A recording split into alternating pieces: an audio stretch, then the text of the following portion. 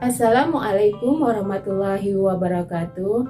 Halo, berjumpa lagi dengan saya Elsa Nuro. Di kali ini saya akan membahas tentang sejarah masuknya Islam ke Indonesia. Simak sampai habis ya. Jangan lupa like and subscribe. Terima kasih. Pada pertemuan kali ini kita akan membahas sejarah masuknya Islam ke Indonesia. Indonesia merupakan negara dengan penganut agama Islam terbesar di dunia, karena hampir 87% penduduk Indonesia adalah pemeluk agama Islam. Hal ini dikarenakan penyebaran agama Islam di Nusantara yang cukup aktif adalah di Pulau Sumatera hingga Sulawesi dan Maluku.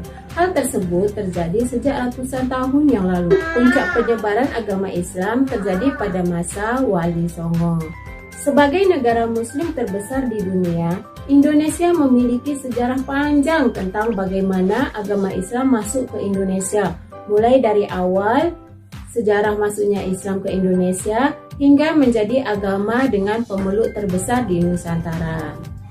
Tidak memakan waktu yang singkat, melainkan sudah terjadi sejak zaman kerajaan. Ada banyak teori yang menyebutkan bagaimana awal mula sejarah masuknya agama Islam ke Indonesia dan akhirnya menjadi agama yang banyak dianut oleh sebagian besar masyarakat di Nusantara pada kali itu. Teori-teori tersebut juga memiliki bukti sehingga dipercaya sejarah masuknya agama Islam ke Indonesia sesuai dengan teori-teori yang ada. Berbagai teori sejarah masuknya agama Islam tersebut dapat kita pelajari dalam Ensiklopedia Sejarah Islam oleh Dr. Rakib As-Sirjani yang ada di bawah ini. Berikut beberapa teori yang mengenalkan bagaimana awal mula sejarah masuknya agama Islam ke Indonesia. Ada banyak yang menerangkan bagaimana sejarah masuknya agama Islam ke Indonesia. Dari semua teori tersebut, kebanyakan menggambarkan Islam masuk pada masa awal-awal tahun Hijriah atau sekitar tahun 700 Masehi. Pada masa kekhalifahan Islam di tanah Arab, kekhalifahan tersebut mengutus utusannya untuk datang ke Nusantara dan menyebarkan agama Islam di Nusantara. Hal ini dibuktikan dengan adanya kampung Arab atau pemukiman Arab di pesisir barat pantai Sumatera yang banyak dijumpai oleh para pedagang pada masa itu. Dengan adanya pemukiman Arab inilah yang diyakini menjadi salah satu teori awal masuknya Islam di Indonesia. Namun, ada juga beberapa teori lain, misalnya teori dari India, teori Arab, teori Persia, dan teori Cina. Masuknya agama Islam ke Indonesia memiliki banyak teori karena tidak ada yang tahu pasti kapan agama Islam mulai masuk ke Nusantara. Untuk itu, berikut beberapa penjelasan teori masuknya agama Islam ke Indonesia. Yang pertama, teori India atau Gujarat. Teori India atau teori Gujarat ini diyakini oleh sejarawan Indonesia Sucipto Wirjo Suprapto yang meyakini awal mula sejarah masuknya Islam di Indonesia adalah melalui India atau Gujarat.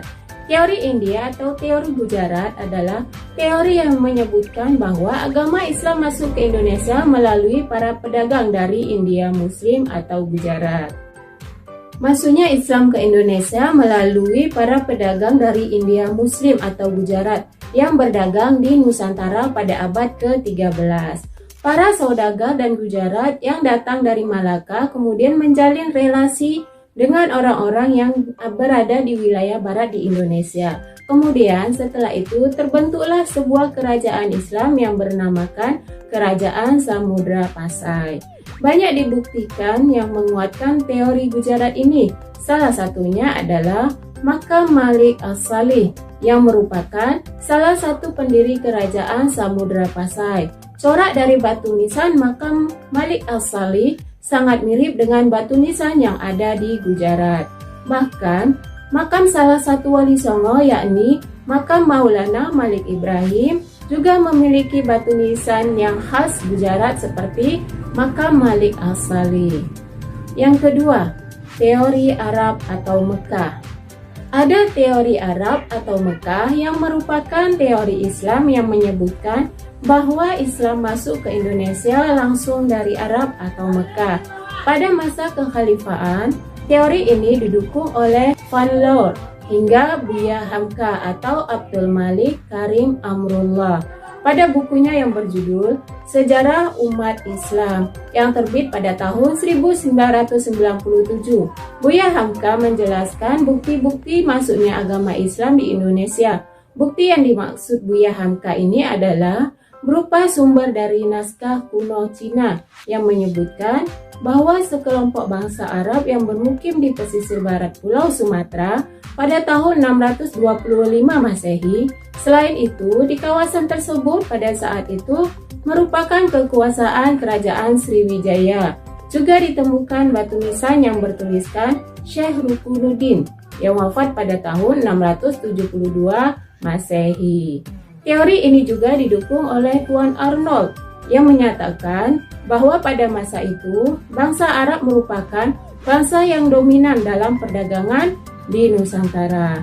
Kemudian mereka menikah dengan warga pribumi dan berdakwah di Nusantara. Yang ketiga, teori Persia atau Iran. Teori yang menyatakan bahwa asal mula sejarah masuknya agama Islam ke Indonesia dari negara Persia atau sekarang yang bernama negara Iran adalah yang didukung oleh Husain Jajadiningrat dan Umar Amir Hussein.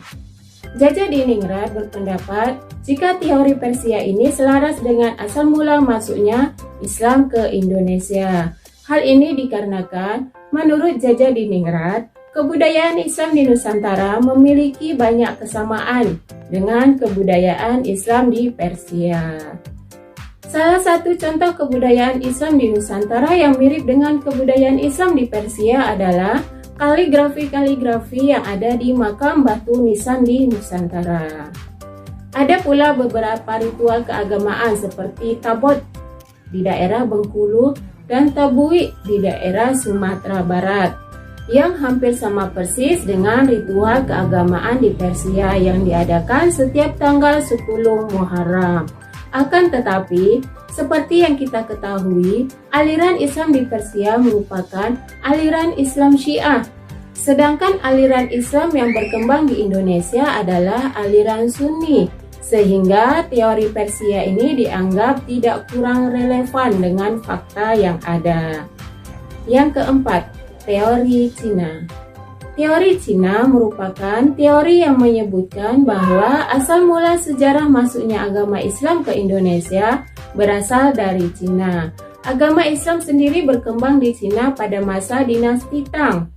Islam masuk ke Cina sendiri dibawa oleh panglima muslim yang bernama Sa'ad bin Waqqas yang berasal dari Madinah. Pada masa kekhalifahan Utsman bin Affan, bahkan salah satu kota di Cina pada masa itu yakni kota Kanton pernah menjadi pusat dakwah muslim di Cina.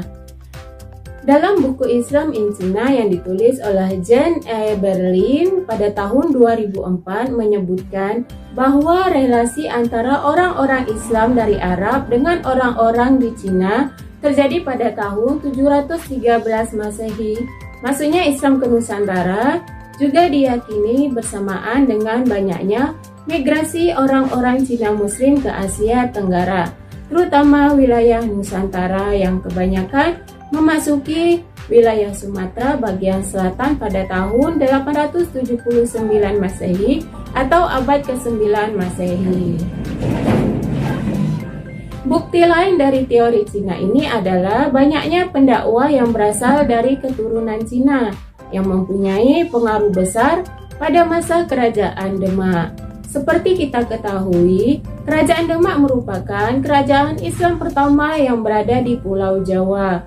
Adapun buku sejarah yang ditulis oleh Nana Supriyatna yang menyebutkan bahwa Kesultanan Demak didirikan oleh Raden Patah yang merupakan putra dari Majapahit Islam. Banyak yang meyakini bahwa Islam masuk ke Indonesia pada tahun 700 Masehi atau pada abad ke-7. Hal ini dikarenakan dari catatan Cina kuno menerangkan bahwa masa itu terdapat perkampungan Arab atau pemukiman Arab di daerah pesisir barat, Pulau Sumatera hingga ke sekitar Selat Malaka. Selain dengan berdagang, ada juga penyebar agama Islam yang murni, memang berniat menyebarkan agama Islam dengan cara berdakwah. Salah satu contoh penyebar agama Islam di Nusantara yang sangat terkenal adalah para wali songo.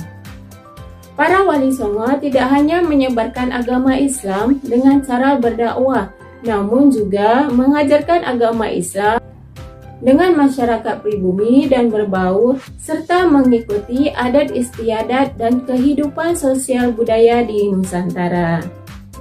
Di Kalimantan, Islam masuk pada abad ke-18. Hal ini terbukti dengan ditemukannya makam Islam kuno dengan batu nisannya. Sedangkan di wilayah timur Indonesia, Islam masuk melalui Sulawesi yang pada masa itu merupakan salah satu daerah yang memiliki kerajaan Islam dan tempatnya pun strategis untuk jalur perdagangan di wilayah timur Indonesia.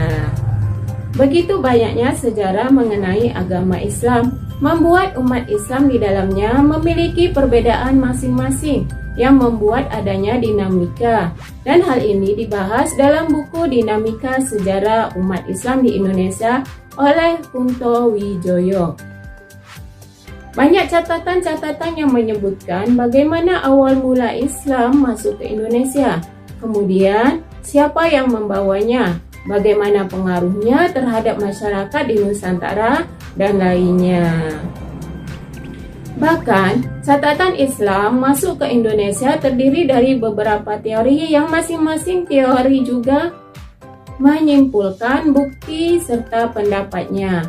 Misalnya saja, catatan dari Cina yang menyebutkan Islam masuk ke Indonesia pada abad ke-7 atau tahun 700 Masehi, di mana pada masa itu merupakan masa perdagangan antara negeri dan jalur Nusantara ini juga merupakan jalur yang strategis untuk pelayaran perdagangan pada masa itu.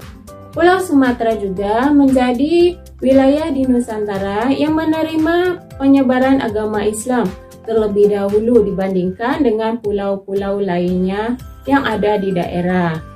Pulau Sumatera menjadi daerah yang pertama mendapat penyebaran agama Islam dikarenakan posisi Pulau Sumatera yang dekat dengan Selat Malaka dan pada masa itu merupakan pusat bisnis atau pusat perdagangan. Di Selat Malaka ini banyak terdapat pedagang dari seluruh penjuru negeri dan salah satunya adalah pedagang yang berasal dari Timur Tengah seperti Arab dan Persia. Pedagang dari Timur Tengah tidak hanya berdagang namun juga sambil menyebarkan agama Islam di Nusantara. Berdasarkan buku Islam dalam Arus Sejarah Indonesia, dijelaskan mengenai asal sejarah bagaimana perkembangan Islam di Indonesia, serta peran penting dari penyimpul bangsa yang ada. Selain itu, terdapat juga pembahasan mengenai proses awal Islamisasi yang berkaitan dengan perdagangan dan juga pembentukan kerajaan. Demikian yang dapat saya sampaikan, semoga bermanfaat. Billahi taufik wal hidayah. Assalamualaikum warahmatullahi wabarakatuh.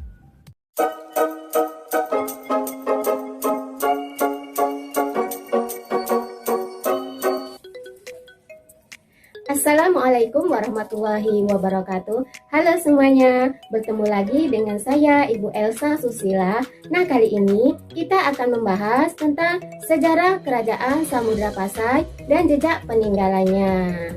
Simak sampai habis ya. Kerajaan Samudra Pasai adalah kerajaan Islam pertama di Indonesia. Kemunculan kerajaan tersebut berawal dari datangnya para pedagang Islam dari India, Arab, Persia ke Indonesia. Setelah singgah beberapa lama, akhirnya para pedagang Islam tersebut menikah, memiliki keturunan, dan menetap hingga membangun kerajaan yang diberi nama Samudra Pasai. Kerajaan Samudra Pasai didirikan oleh Nizamuddin Al-Kamil yang merupakan seorang pimpinan angkatan laut dari Mesir pada tahun 1267 di Aceh. Tujuannya didirikan kerajaan ini adalah untuk menguasai perdagangan rempah-rempah, terutama lada yang sangat berlimpah di tanah Indonesia. Kerajaan Samudra Pasai merupakan gabungan dari kerajaan Pase dan Perlak. Dengan raja pertama adalah Malik Al-Saleh. Malik Al-Saleh adalah nama baru dari Merah Silu setelah ia masuk agama Islam dan merupakan Sultan Islam pertama di Indonesia. Berikut silsilah kepemimpinan Kerajaan Samudra Pasai. Berikut ini. Samudra Pasai pada masa kejayaannya menjadi salah satu pusat perdagangan yang paling cukup penting di Asia. Letaknya yang sangat strategis membuat wilayah kerajaan ini sering dikunjungi oleh para saudagar dari berbagai negara seperti negara Cina, India, Siam, Arab, dan Persia. Selain menjadi pusat perdagangan, Samudra Pasai juga menjadi pusat perkembangan agama Islam. Kerajaan Samudra Pasai memiliki mata uang dirham yang dibuat dari 70% emas murni 18 karat tanpa campuran kimia dengan diameter 10 mm. Kerajaan Samudra Pasai berdiri dari abad ke-13 hingga 16 Masehi atau sekitar 3 abad hingga akhirnya runtuh akibat penyerangan yang dilakukan oleh Portugis. Kerajaan Samudra Pasai di bawah pemerintahan Sultan Zain Al-Abidin akhirnya ditaklukkan oleh Portugis pada tahun 1521 Masehi. Kondisi seperti ini dimanfaatkan oleh Sultan Ali Mukhayyad Shah, Raja Kerajaan Aceh Darussalam, untuk mengambil alih Kerajaan Samudra Pasai. Hingga akhirnya pada tahun 1524, Kerajaan Samudra Pasai dimasukkan ke dalam wilayah Kerajaan Aceh Darussalam. Hal tersebut dibuktikan dengan dipindahkannya lonceng Cakradonya milik Kerajaan Samudra Pasai ke Kerajaan Aceh Darussalam. Selama 3 abad berdiri, Kerajaan Samudra Pasai memiliki sejumlah peninggalan yang bernilai sejarah tinggi. Peninggalan Kerajaan Samudra Pasai antara lain berupa dirham, cakradonya, naskah surat Sultan Zainal Abidin, stempel kerajaan, dan beberapa nisan atau makam para raja yang pernah berkuasa di Kerajaan Samudra Pasai. Demikian yang dapat saya sampaikan, semoga bermanfaat. Sampai jumpa lagi. Billahi taufik wal hidayah. Assalamualaikum warahmatullahi wabarakatuh.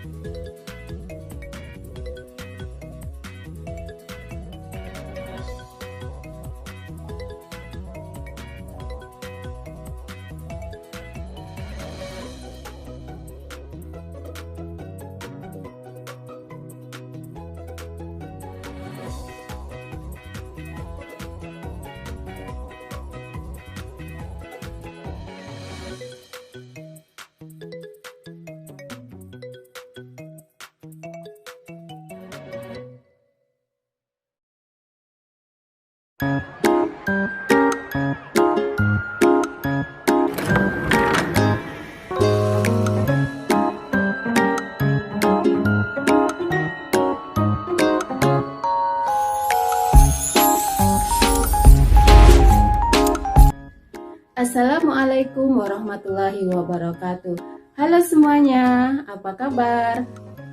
Selamat datang di channel Ibu Elsa Nuro. Kali ini Ibu akan membahas tentang Khulafaur Rasyidin.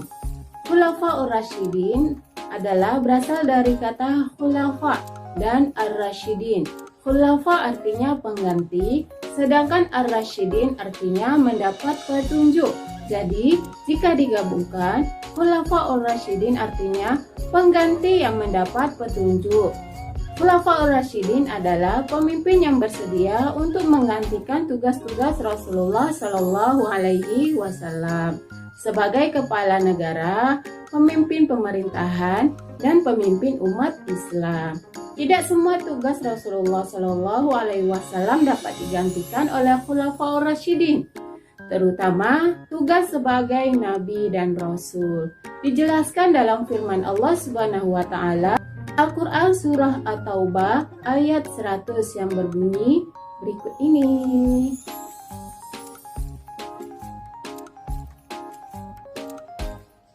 Yang artinya adalah, dan orang-orang yang terdahulu lagi pertama-tama masuk Islam di antara orang-orang Muhajirin dan Ansar dan orang-orang yang mengikuti mereka dengan baik, Allah ridho kepada mereka dan mereka pun ridho kepada Allah. Allah menyediakan bagi mereka surga-surga yang mengalir di dalamnya sungai-sungai.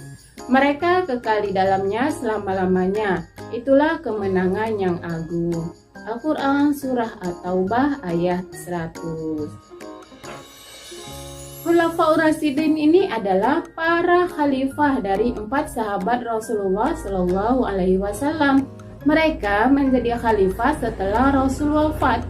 Keempat sahabat Rasul tersebut adalah orang-orang yang mengakui Rasul sejak awal diberi tugas oleh Allah Subhanahu wa Ta'ala. Keempat sahabat ini juga dipilih oleh umat Islam berdasarkan pemilihan. Sahabat yang menjadi khalifah setelah Rasulullah Shallallahu Alaihi Wasallam wafat, siapa sajakah mereka? Ya, mereka adalah yang pertama Abu Bakar As-Siddiq, Umar bin Khattab, Utsman bin Affan, dan Ali bin Abi Thalib. Masa pemerintahan Khulafaur Rasyidin ini adalah masa yang sangat penting bagi perjalanan Islam. Pada masa tersebut disebut sebagai masa pembentukan fikih Islam. Selain itu, setelah hukum syariat-syariat Islam disampaikan oleh Rasulullah, para sahabat Rasul yang menjadi khalifah memikul beban dan tanggung jawab yang besar untuk mencari sumber-sumber dari syariat tersebut. Hal tersebut diperlukan untuk menjawab pada masa perkembangan zaman yang tidak ada pada Al-Quran dan Sunnahnya. Pada zaman Khulafaur Rasyidin ini, para sahabat Rasul berhasil memperluas Islam hingga ke luar Jazirah Arab. Mereka telah meletakkan dasar-dasar kehidupan dari umat Islam kepada kehidupan umatnya. Semua kisah lengkap Khulafaur Rasyidin terangkum lengkap. Kisahnya begitu menyentuh dan mampu mempertebal iman umat Islam dan memperdalam cinta kita kepada Rasulullah Shallallahu Alaihi Wasallam. Untuk lebih jelasnya mengenai Khulafaur Rasyidin, berikut ini akan Ibu jelaskan kisah singkat setiap khalifah pada masa tersebut. Saksikannya di video Ibu selanjutnya tentang sejarah singkat keempat sahabat Rasul yaitu Khulafaur Rasyidin. Mungkin hanya ini yang dapat Ibu sampaikan. Sampai jumpa kembali. Wassalamualaikum warahmatullahi wabarakatuh.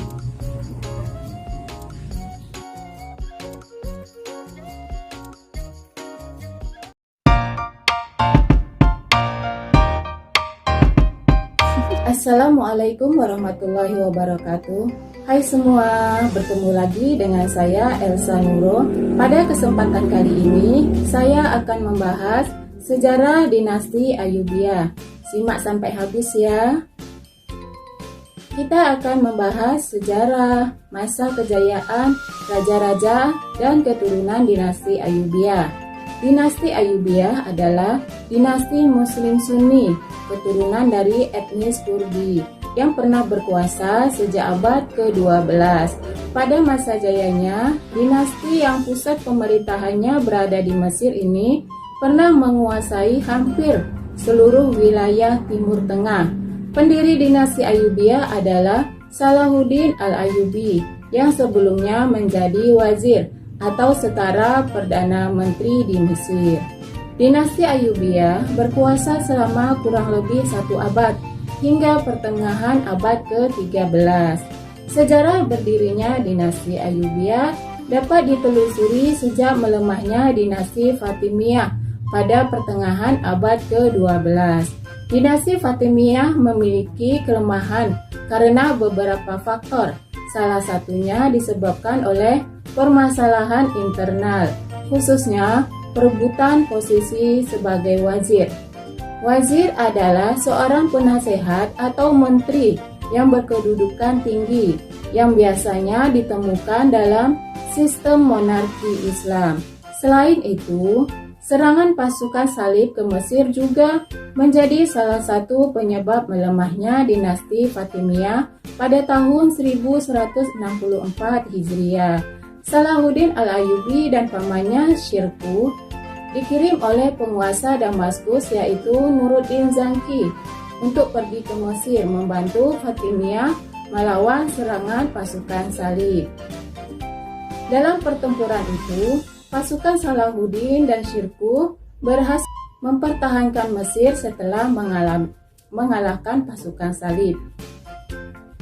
Menyusul keberhasilan itu, Syirkuh diangkat sebagai wazir atau perdana menteri. Namun, ia hanya menjabat selama 2 bulan karena meninggal. Jabatan gubernur di Mesir kemudian digantikan oleh Salahuddin Al-Ayyubi yang memiliki ambisi menggantikan Islam Syiah pada dinasti Fatimiyah di Mesir dengan Sunni dan Perang Salib. Karena posisi dinasti Fatimiyah semakin lemah, Salahuddin Al-Ayyubi pun mampu menggantikannya dengan dinasti Ayyubiyah yang didirikannya pada tahun 1171 Hijriah. Masa kejayaan dinasti Ayyubiyah. Dinasti Ayyubiyah telah mengalami perkembangan pesat sejak didirikan oleh Salahuddin Al-Ayyubi. Ambisi Salahuddin untuk menggeser aliran Syiah dengan Islam Sunni pun tercapai.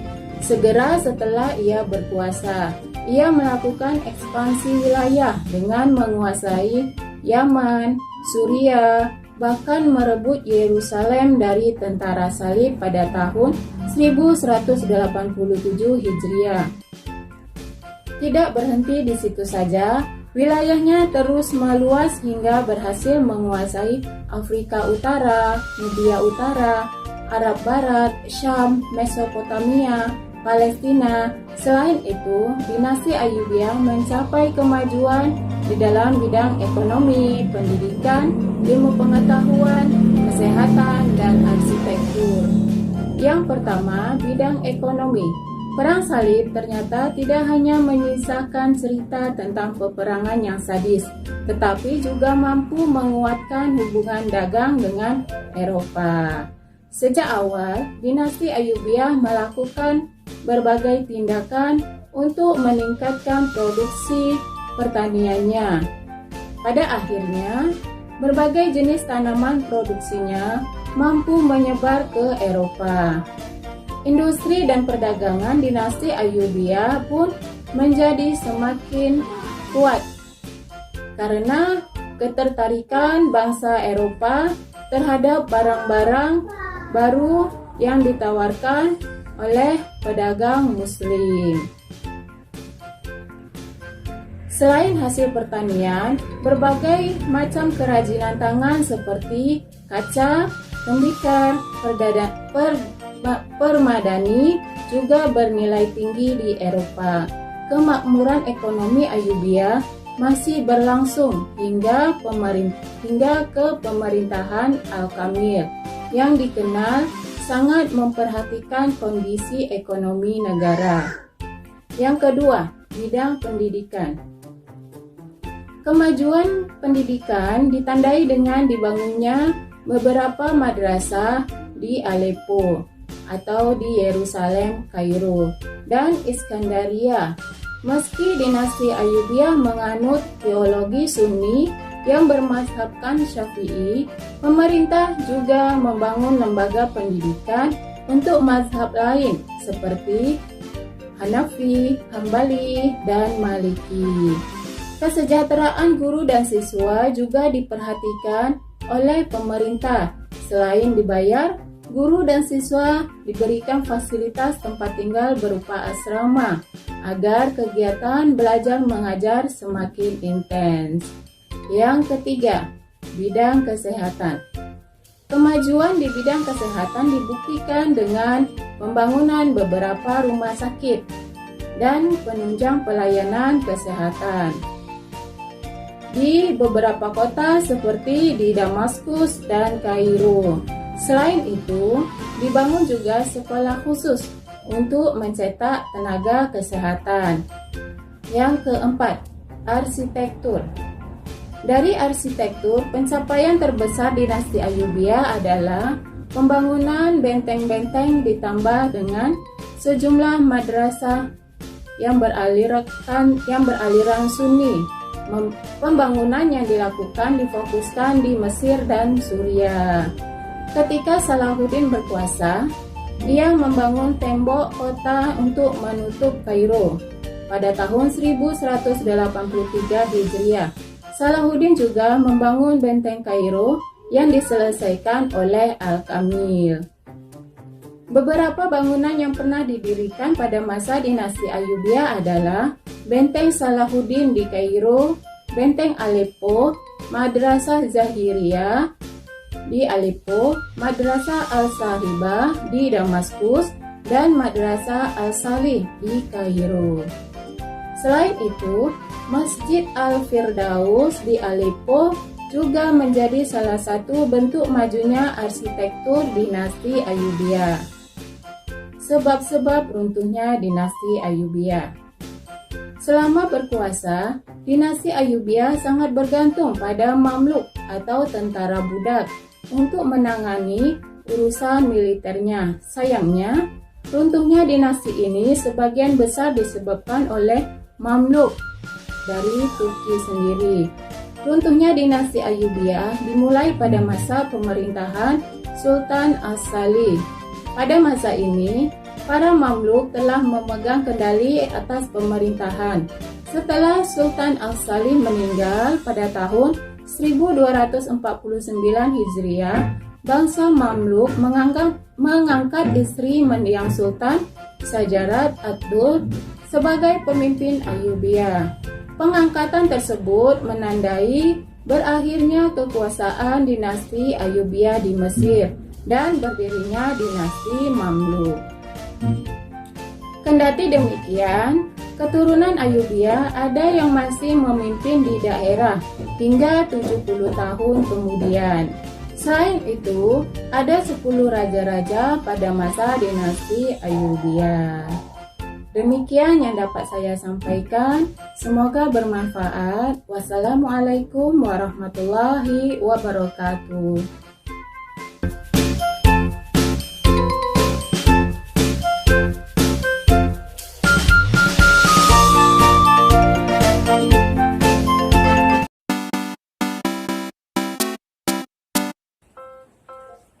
Assalamualaikum warahmatullahi wabarakatuh. Halo semuanya, apa kabar?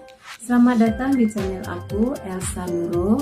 Pada pertemuan kali ini, saya akan menyampaikan 5 hal yang dapat guru lakukan supaya siswa aktif di kelas. Bagaimanakah caranya? Mari simak sampai habis ya. Siswa aktif, kegiatan belajar menjadi lebih kondusif. Nah, setiap guru ingin siswanya aktif mengikuti kegiatan pembelajaran. Keaktifan siswa dalam pelajaran adalah wujud semangat dan antusiasme mengikuti pembelajaran. Selain itu, siswa yang aktif di dalam kelas dapat dijadikan indikator bahwa mereka sudah siap mengikuti pembelajaran. Siswa yang aktif dalam kelas adalah siswa yang aktif mengikuti pembelajaran, mau memberikan pendapatnya, memberikan jawaban saat ditanya, dan juga berani bertanya saat mengalami kendala dalam pembelajaran. Apa sih yang dimaksud dengan pembelajaran aktif? Mari kita bahas ya.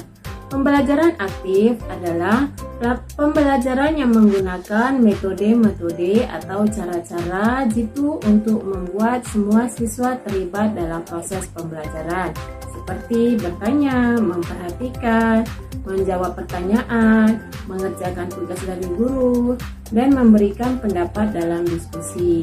Untuk memancing siswa supaya aktif dan terlibat dalam pembelajaran, diperlukan strategi-strategi, metode-metode, dan cara-cara khusus. Contohnya yang pertama yaitu memperbanyak praktik, tidak hanya teori.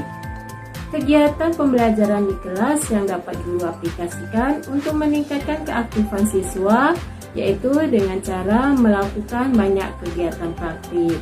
Bagaimana itu? Ya, praktik langsung atau membuat proyek-proyek tertentu merupakan salah satu contoh pembelajaran aktif. Saat siswa hanya mendengar guru menyampaikan materi dengan metode ceramah saja, siswa akan merasa bosan atau bahkan mengantuk. Jika melakukan praktik langsung, siswa dituntut untuk selalu aktif dalam bertanya, aktif dalam menemukan berbagai macam sumber atau referensi, supaya praktik yang mereka lakukan berhasil. Dalam kegiatan yang melibatkan siswa secara langsung, akan membuat siswa yang pendiam dan pemalu sekalipun akan tergugah untuk menjadi lebih aktif dari sebelumnya. Selanjutnya, metode yang kedua adalah memberikan apresiasi atau reward. Pada umumnya, siswa ingin mendapatkan penghargaan dan pengakuan, baik dari guru atau dari lingkungan sekitar. Cara membuat siswa aktif di kelas yang dapat guru lakukan adalah dengan memberikan apresiasi atau reward kepada siswa. Hal ini dapat guru jadikan stimulus semua siswa terlibat aktif dalam pembelajaran di kelas. Dengan demikian, akan membuat siswa terpacu untuk melakukan yang terbaik, termasuk aktif dan memberikan kontribusi dalam kelas yang dinamis. Bentuk apresiasi atau reward tidak harus berbentuk benda. Guru dapat memberikan puji-pujian atau memberikan reward berupa poin-poin, di mana siswa dengan jumlah poin tertentu dapat memiliki keistimewaan seperti menjadi pemimpin kelas atau yang lainnya. Selanjutnya, metode yang ketiga adalah diskusi kelompok. Cara belajar aktif lainnya yang dapat guru terapkan adalah dengan berdiskusi kelompok. Di dalam kelompok, guru dapat membuat aturan-aturan yang mengharuskan semua anggotanya aktif dalam diskusi. Tidak ada yang mendominasi dan tidak ada yang hanya pasif mendengarkan saja. Tunjuk ketua kelompok yang mampu menghidupkan diskusi dan mengontrol anggotanya sehingga diskusi dapat berjalan dengan kondusif. Diskusi memiliki beberapa manfaat dalam pembelajaran. Selain dapat meningkatkan keaktifan siswa, diskusi akan melatih siswa dalam berpikir kritis dan juga membangun rasa percaya diri. Selanjutnya, metode yang keempat adalah model pembelajaran Jigsaw. Salah satu model pembelajaran yang dapat guru terapkan untuk meningkatkan keaktifan siswa dalam belajar di dalam kelas adalah model pembelajaran Jigsaw. Apakah model pembelajaran Jigsaw? Mari kita bahas bersama-sama. Jigsaw merupakan model pembelajaran yang dapat membuat siswa harus berdiskusi dengan teman-temannya dalam sebuah kelompok kecil. Setiap kelompok kecil akan mendiskusikan tema yang sama. Setelah memahami tema dari kelompoknya, guru akan membentuk kelompok kecil baru yang beranggotakan perwakilan dari kelompok-kelompok kecil sebelumnya. Dalam kelompok kecil yang baru ini, masing-masing siswa akan diminta untuk menjelaskan kembali materi yang sudah mereka diskusikan dalam kelompok sebelumnya.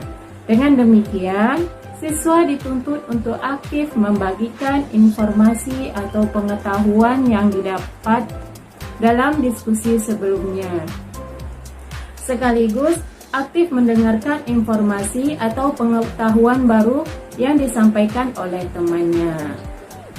Selanjutnya, metode yang kelima adalah memberikan pertanyaan yang host.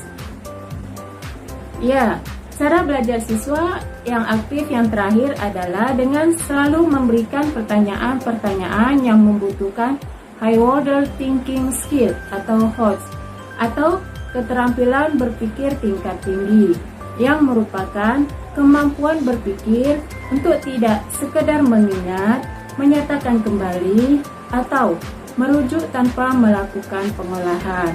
Pertanyaan-pertanyaan tertutup yang hanya mengkonfirmasi hafalan tidak akan membuat siswa tertantang. Dengan pertanyaan-pertanyaan yang HOTS, siswa dituntut berpikir kritis dan juga kreatif. Dengan demikian, siswa yang terlatih untuk bernalar sekaligus berpikir kritis dalam memecahkan permasalahan yang dihadapinya. Itulah kelima cara yang dapat guru terapkan dalam pembelajaran di kelas untuk meningkatkan keaktifan dan ketertiban siswa dalam proses belajar dan mengajar. Demikian tips dari saya, semoga bermanfaat buat semua guru-guru di Indonesia. Jangan lupa like and subscribe ya, agar channel saya terus berkembang dan terus bisa memberikan informasi. Sampai jumpa. Assalamualaikum warahmatullahi wabarakatuh.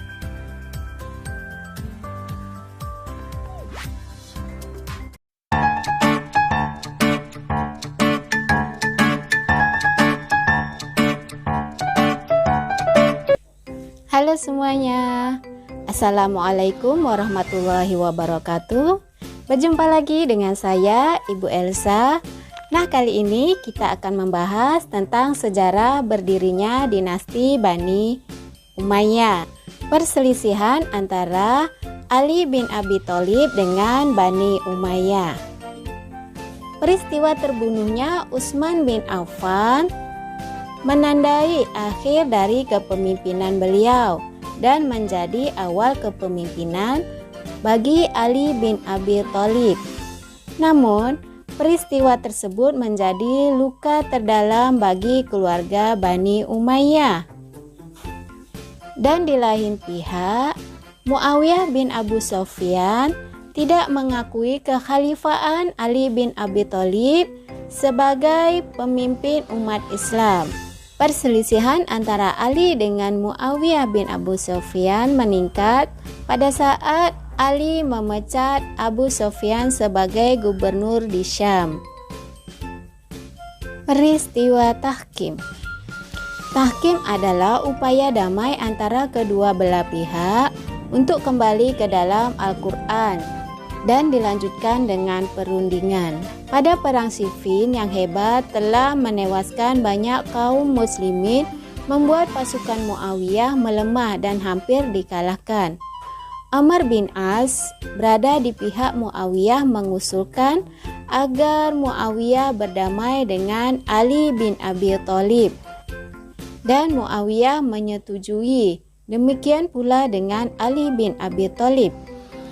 Walaupun banyak pengikut dari Muawiyah yang tidak menyetujui, kedua pemimpin tersebut bersepakat untuk berdamai dan menyerahkan jabatan khalifah kepada putusan rakyat melalui sidang atau tahkim. Amr bin As yang merupakan seorang politisi dan berada di pihak Muawiyah mengusulkan agar Muawiyah berdamai dengan Ali bin Abi Thalib.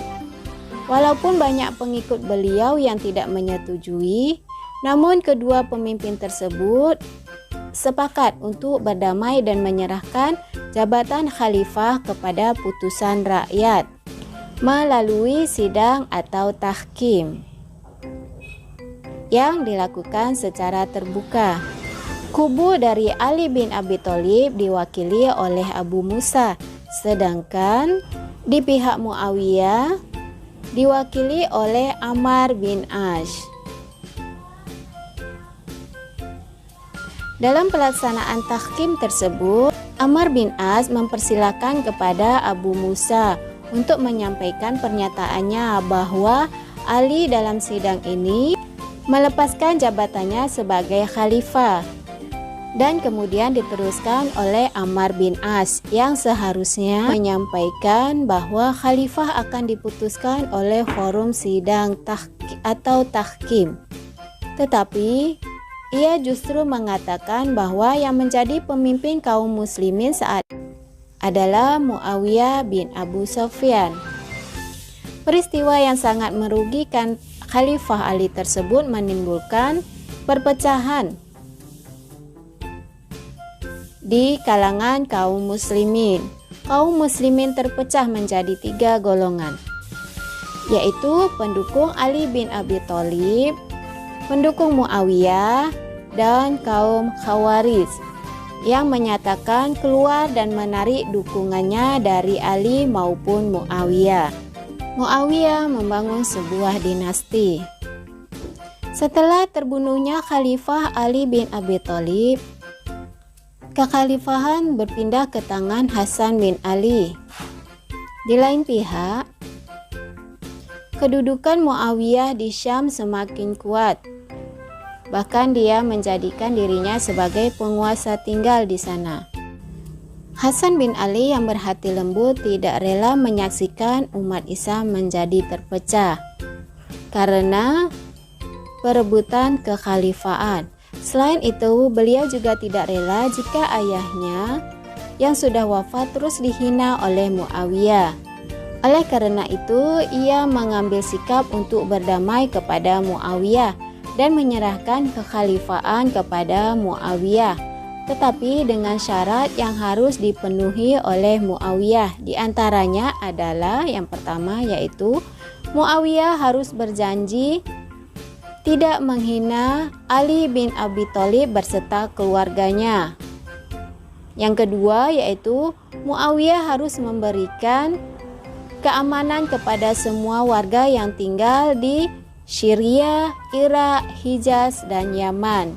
Yang ketiga, Muawiyah harus memberikan keamanan terhadap semua keluarga Ali bin Abi Thalib, baik jiwa, harta, dan keluarganya.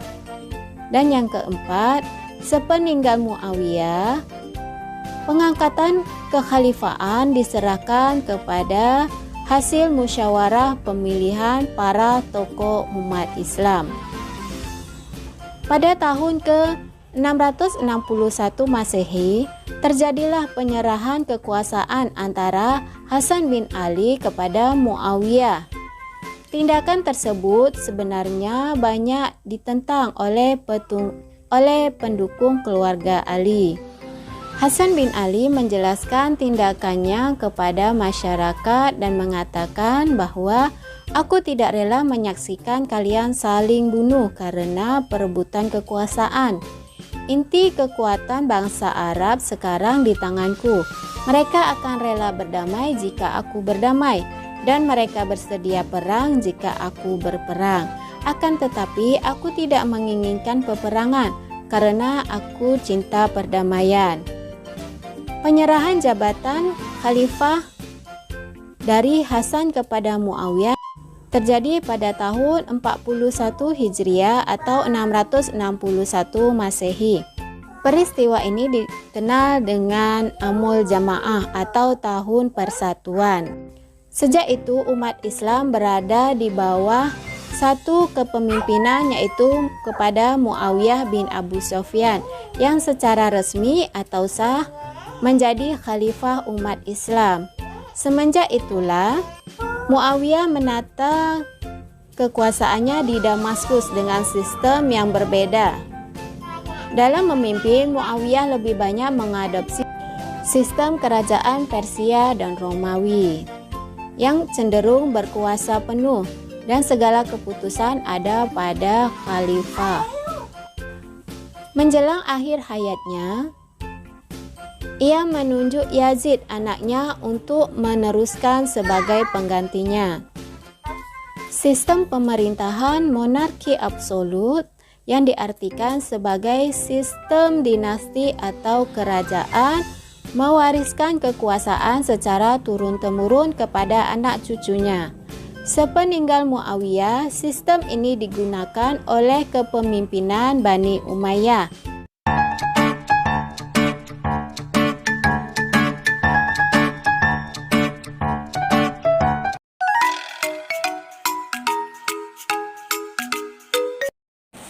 Assalamualaikum warahmatullahi wabarakatuh. Berjumpa lagi dengan saya Elsa Susila. Nah, kali ini kita akan membahas tentang Wali Songo, mulai dari arti, latar belakang, dan nama asli. Tujuan pembelajaran kali ini adalah yang pertama, yaitu menjelaskan tentang biografi Wali Songo. Yang kedua, menjelaskan tentang peran para tokoh dalam perkembangan Islam di Indonesia. Yang ketiga, menceritakan kisah perjuangan Wali Songo dalam menyebarkan agama Islam di Indonesia. Yang keempat, meneladani semangat perjuangan Wali Songo dalam menyebarkan agama Islam di Indonesia. Selanjutnya, meneladani Sikap arif dan bijaksana sebagaimana sikap yang dimiliki para penyebar agama Islam di Indonesia.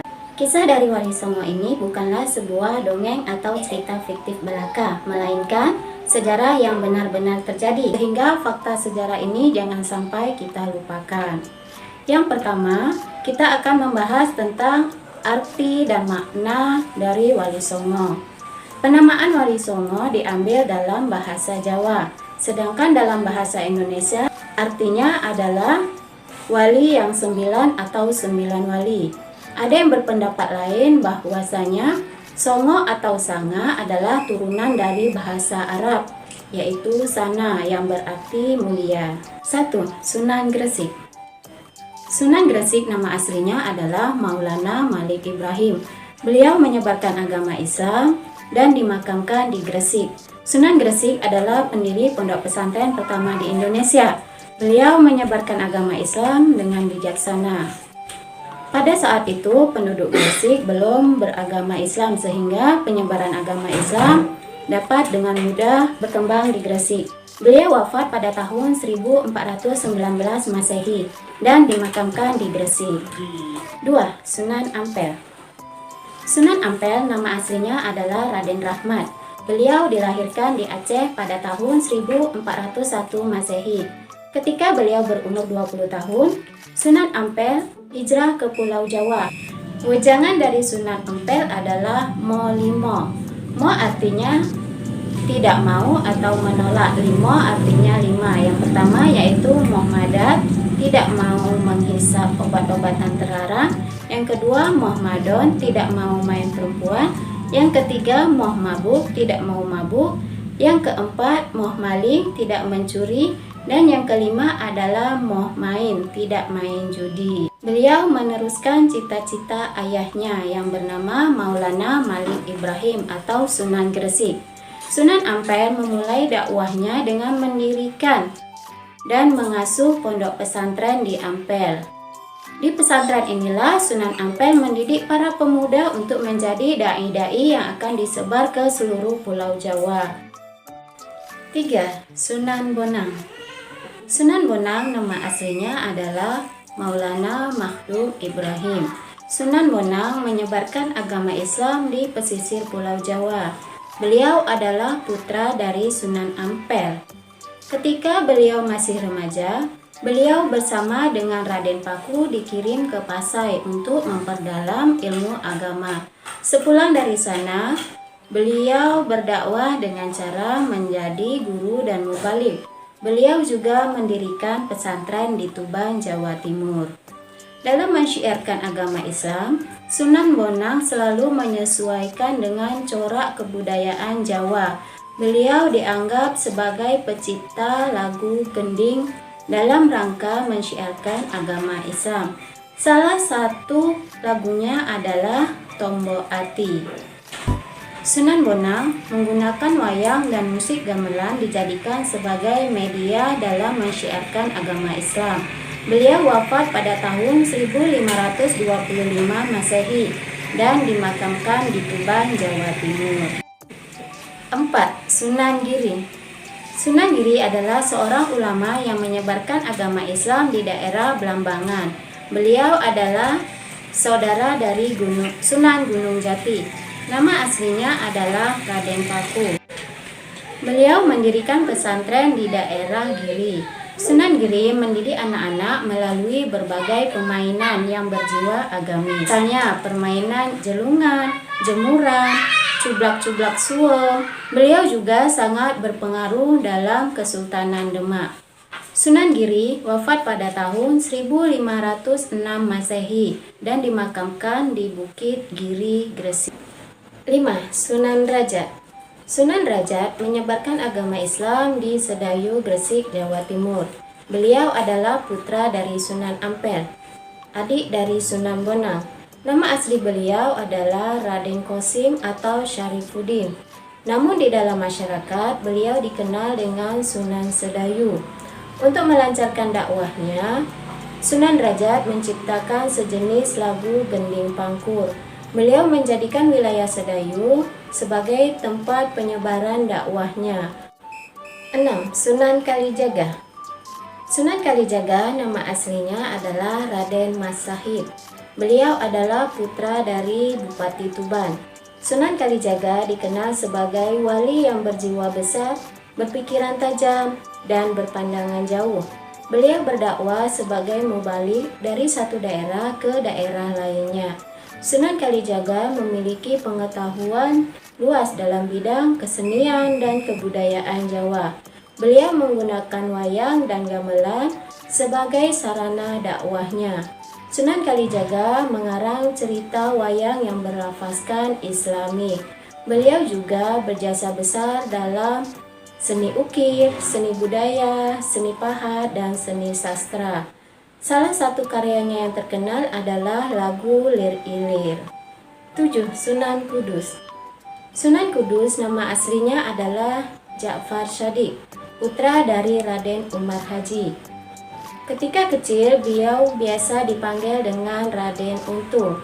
Sunan Kudus mensyiarkan agama Islam di daerah Kudus dan sekitarnya. Selain sebagai pendakwah, Sunan Kudus juga menjadi panglima perang di Kesultanan Demak. Beliau dipercaya mengendalikan pemerintahannya di daerah Kudus. Beliau dianggap sebagai pendiri Masjid Raya Kudus. Sunan Kudus wafat pada tahun 1550 Masehi dan dimakamkan di kota Kudus. 8. Sunan Muria. Sunan Muria adalah putra dari Sunan Kalijaga. Nama asli beliau adalah Raden Umar Said. Beliau banyak berjasa dalam mensyiarkan agama Islam di pedesaan Pulau Jawa. Ciri-ciri khas dari Sunan Muria adalah beliau mensyiarkan agama Islam di daerah-daerah terpencil. Beliau lebih suka menyendiri dan tinggal di pedesaan, serta bergaul dengan rakyat biasa. Beliau mensyiarkan agama Islam di sekitar Gunung Muria.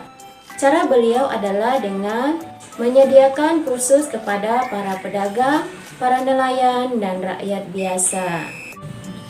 9. Sunan Gunung Jati. Sunan Gunung Jati banyak berjasa dalam menyebarkan agama Islam di Jawa Barat. Beliau masih keturunan kerajaan Pajajaran Prabu Siliwangi. Ayahnya bernama Maulana Sultan Mahmud. Nama kecil beliau adalah Syarif Hidayatullah. Ketika dewasa, Sunan Gunung Jati memilih berdakwah di tanah kelahirannya. Beliau menemui pamannya Walang Sungsang di Cirebon. Ketika pamannya wafat, beliau menggantikan kedudukan pamannya.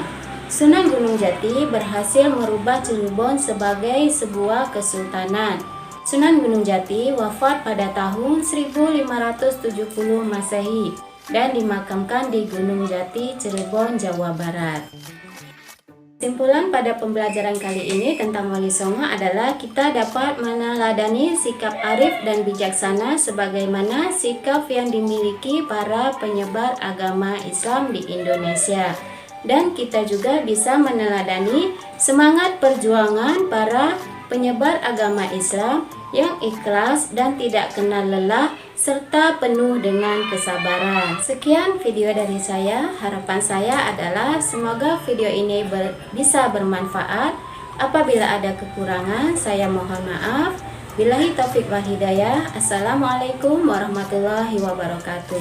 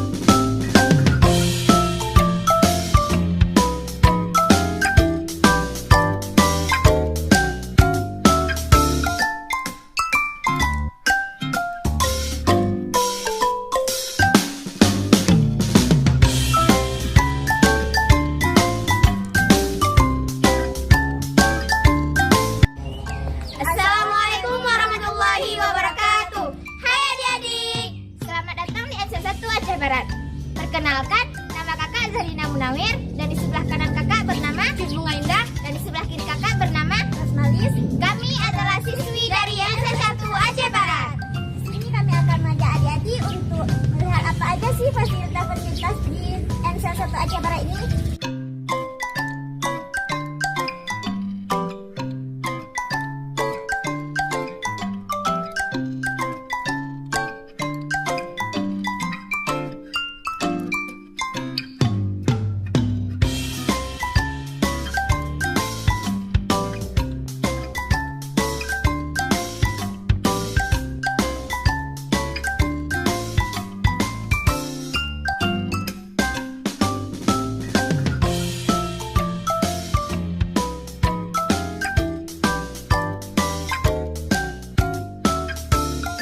Nah, itulah adik-adik fasilitas yang ada di MC1 Aceh Barat. Tidak hanya itu, bagi adik-adik yang aktif di luar jam belajar, ekstrakurikuler di sini juga banyak loh. Dan enggak kalah menarik tentunya. Mau tahu? Benar!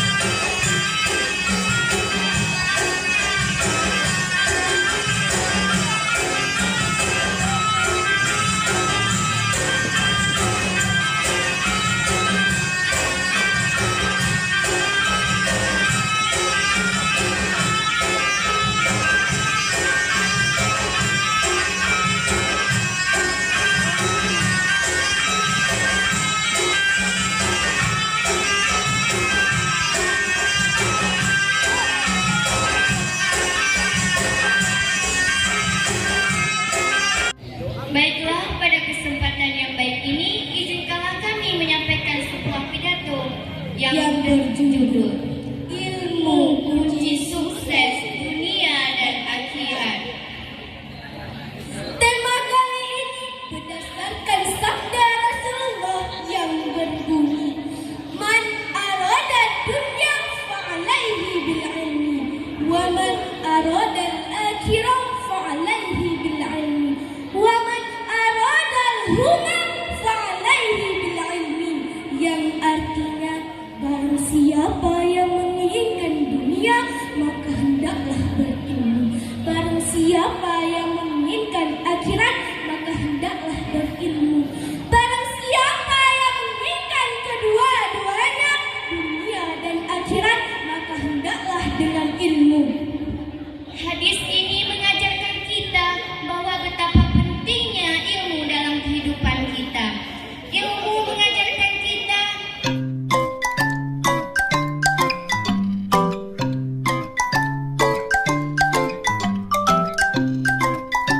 Hi, my name is Ayu Marja. I'm from MC1 Aceh Barat. Today, I want to share my thoughts on one of which is success, especially for us, students that is by study.